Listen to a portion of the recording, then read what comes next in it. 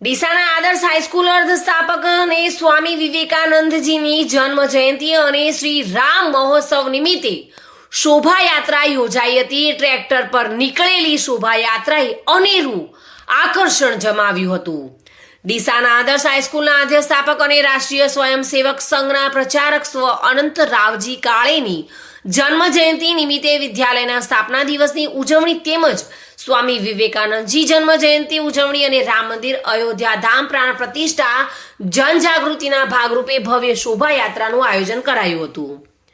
આ શોભાયાત્રામાં આદર્શ વિદ્યા સંકુલના તમામ વિભાગો દ્વારા જુદા જુદા વિષયો અને થીમ પર આધારિત ટેબ્લોનું નિર્માણ કરવામાં આવ્યું હતું। શોભાયાત્રા દરમિયાન કળશ યાત્રા, પોથી યાત્રા, સાયકલ રેલી, અનંતરાવજીના જીવન દર્શનના ટેબ્લો, સ્વામી વિવેકાનંદજીના જીવન દર્શનના ટેબ્લો, ભગવાન શ્રી રામ અને રામાયણ દર્શનના ટેબ્લો, ભારતના દેશભક્તોના ટેબ્લો, બાળ ભક્તોના ટેબ્લો અને જય જવાન, જય કિસાન, જય વિજ્ઞાન, જય tableau, NCC cadet parade, scout guide parade, student police cadet વગેરે મુખ્ય આકર્ષણો રહ્યા હતા। શોભાયાત્રાની જાગૃતિ માટે આગળ ચાલતી રંગલા રંગલીની પારંપરિક કૃતિએ ડીસાના નગરજનોમાં આગવી છાપ છોડી હતી।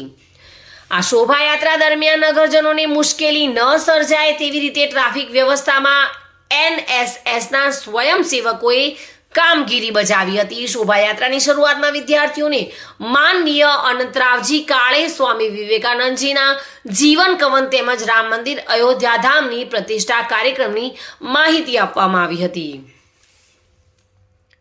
ત્યારબાદ આદર્શ વિદ્યા સંકુલથી આમંત્રિત મહેમાનો દ્વારા રેલીનું પ્રસ્થાન કરવામાં આવ્યું હતું, જે બગીચા સર્કલ, ફુવારા સર્કલ, ગાયત્રી મંદિર, 3 હનુમાન મંદિરથી પસાર થઈ નવીન આદર્શ વિદ્યા સંકુલ અંગ્રેજી માધ્યમમાં રેલીનું સમાપન કરવામાં આવ્યું હતું।